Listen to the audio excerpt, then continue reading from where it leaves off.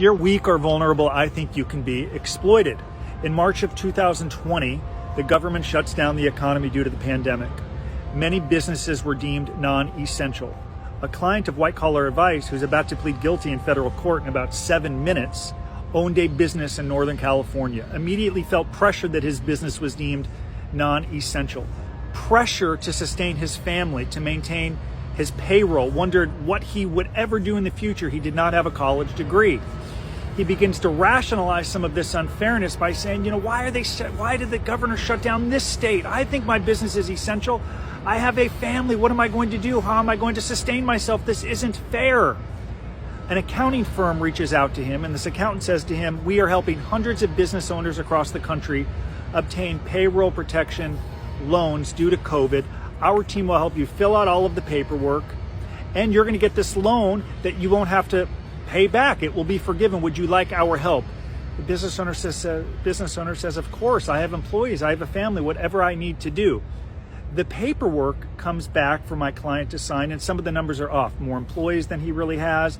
Revenues for the business are a little bit higher, and he addressed them and said, these numbers aren't quite accurate.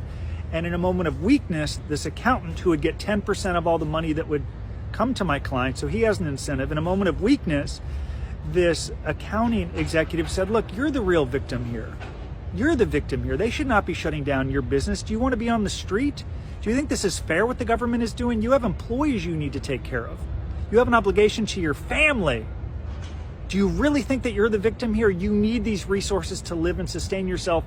It's a little bit of extra money. The government wastes billions of dollars. They're never gonna notice a little bit. So he signs it. The money comes in. It helps sustain the business, manage payroll. And a year and a half later, the Fed show up at his front door, asking him about paperwork that was submitted that didn't reconcile with the real books. And just like that, he's indicted for mail fraud. And just like that, he's about to plead guilty in federal court. And based on the guidelines and a loss of about $100,000, he can expect to serve a year and a day in prison.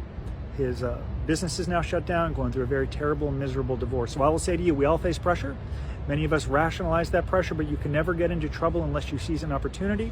And it's why I'm such a proponent of understanding your weaknesses, because if you don't, there's someone, a smooth talking salesman, who will find that weakness and exploit it for their own gain to your detriment.